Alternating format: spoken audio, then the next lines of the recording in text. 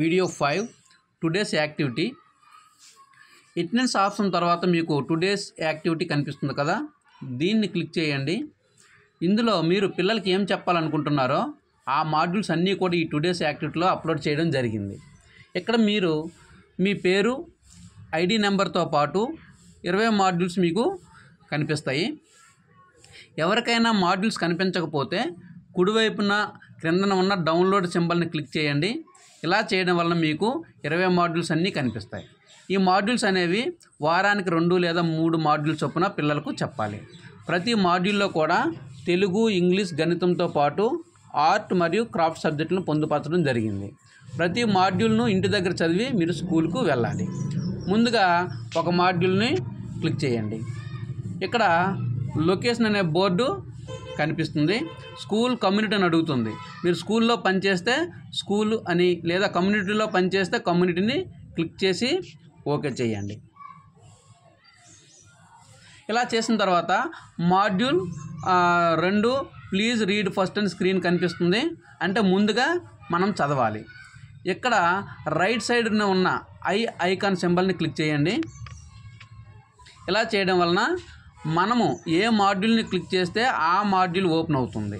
ఇక్కడ తెలుగు, ఇంగ్లీష్, గణితం మరియు ఆర్ట్ అండ్ క్రాఫ్ట్ సబ్జెక్టులను ఇవ్వడం జరిగింది. ఇవన్నీ కూడా మీరు చదవాలి. ప్రతి సబ్జెక్టులో అభ్యసన సామ్యార్థం, కృత్యాలు, కావలసిన వస్తువులు, చేయి విధానం, హోంవర్క్ వంటివి ఇవ్వడం జరిగింది. వీటన్నింటినీ మీరు చదవాలి. ఇప్పుడు బ్యాక్కి వెళ్ళండి. ఇప్పుడు ప్రతి మాడ్యూల్ను ప్రతిరోజు మీరు పిల్లలకి వివరించాలి.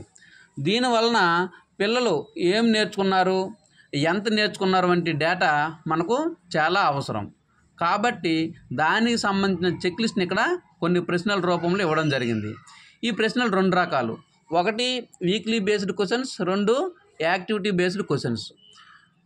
వీక్లీ బేస్డ్ క్వశ్చన్స్ వారానికి సంబంధించిన డేటా అవసరం.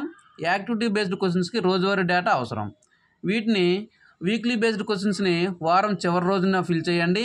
యాక్టివిటీ బేస్డ్ క్వశ్చన్స్ని ప్రతిరోజు కూడా మీరు ఫిల్ చేయండి. ఈ డేటా ఫిల్ చేయడానికి ఇంటర్నెట్ సదుపాయం అవసరం లేదు.